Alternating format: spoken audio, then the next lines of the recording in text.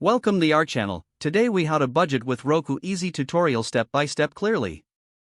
To start budgeting with Roku, ensure that your Roku device is set up and connected to your TV. Navigate to the home screen using your remote. Scroll to the streaming channels option and select it. In the channel store, search for budgeting apps such as Mint or Anab. Select your preferred budgeting app and click Add Channel. Once the app has been added, return to the home screen. Locate the budgeting app from your channel list and open it. Sign in to your existing account or create a new one if needed. Follow the on-screen instructions to connect your bank accounts and financial data. Explore the app's dashboard to view your spending habits and budget categories. Set up your budgeting goals using the app's tools and features. Regularly check the app for updates on your financial progress. Adjust your budget as needed based on your spending and income. Take advantage of alerts or notifications for upcoming bills or spending limits. Utilize any additional features, such as financial tips or savings tools, within the app. Remember to revisit your budget periodically to ensure it aligns with your financial goals.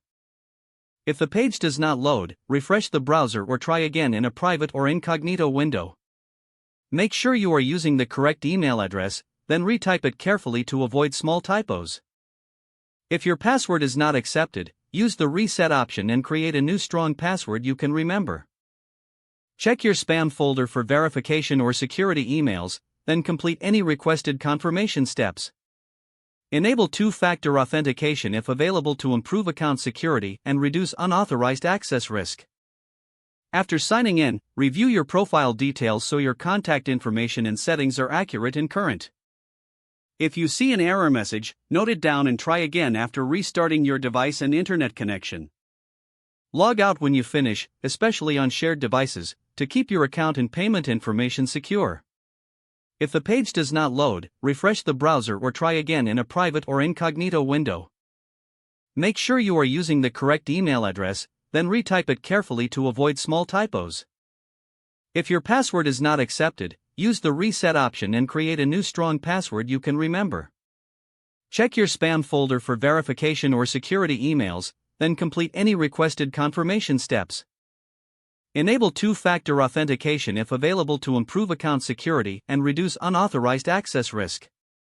After signing in, review your profile details so your contact information and settings are accurate and current. Don't forget to like this video and subscribe to our channel for more step-by-step tech guides.